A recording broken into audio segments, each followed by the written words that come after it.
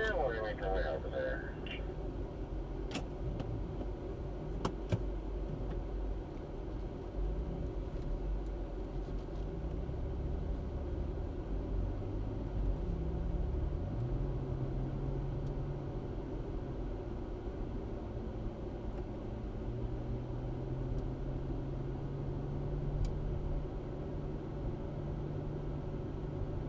We're going to encounter a couple stop signs along the way. Don't think too much about stopping there unless you actually see some traffic.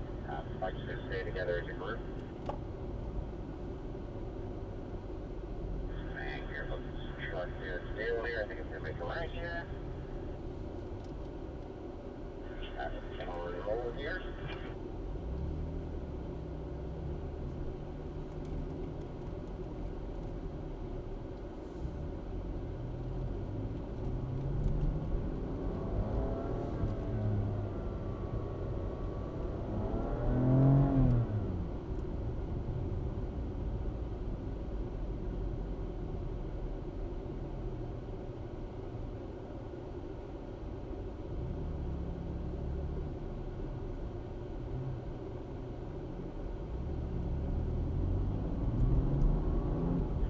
So we made our way over to the Thermal Club side of the property here.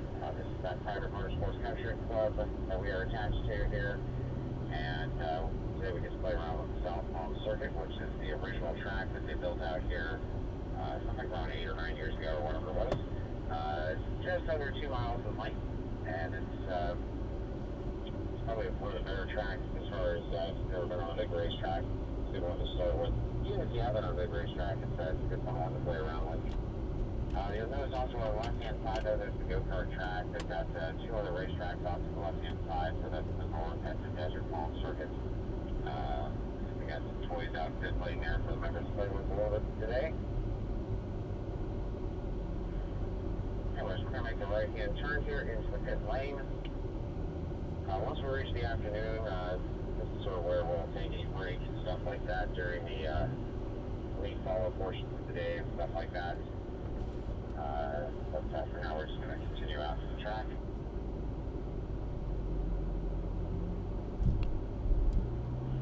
I have wondered why we went all the way down to the end there to turn around and come in. One thing about tracks is they are one-way streets at all times, basically, right? And we always follow that procedure just for safety. That's one of the big things. You never go the wrong way on the track unless it's fully controlled to do so or something like that. It's just something to keep in mind if you ever go to a track on your own. There's usually a procedure of how they want you to enter the pits, leave the pits, and everything else that they want you to do.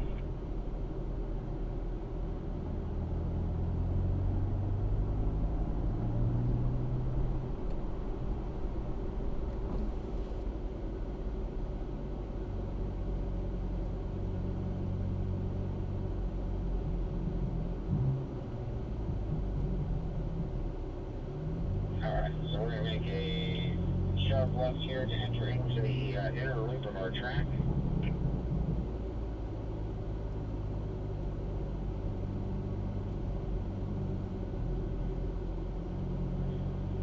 Alright, so we're going to start off with just an introductory lap around it. Then we'll do a little more detailed lap, then we'll do a little ride along, and then we're going to get your driver and try to do this relatively quickly here. There's a couple of green cones right here. This is your starting point once we start the exercise. You'll wait there until it's your turn to go. For the first couple of runs down, I'll always call you down individually, but then after a handful of runs through the exercise, once the team knows we kind of know what we're doing and such like that, I'm going to let you start sending yourself from the start line when you see the car in front of you turn into the corner at the end of the straight. So you'll notice we have sort of a kinked straight here, so this naturally does bring us over the left-hand side here, which we'll talk about flying the next lap around. At the end of the straight here, we have an interesting corner. It's a double apex corner, so that means we actually get to the inside of the corner twice. And you'll see this is one that's some ways just because we are trailing the brake quite a ways through it here. So we'll talk a bit more about that in a moment. Anyways, there was our first apex, and then we'll go around to a second apex here. And then we've got this little short straight. This is going to set us up to go into our chicane. And a couple things about this on the next lap around.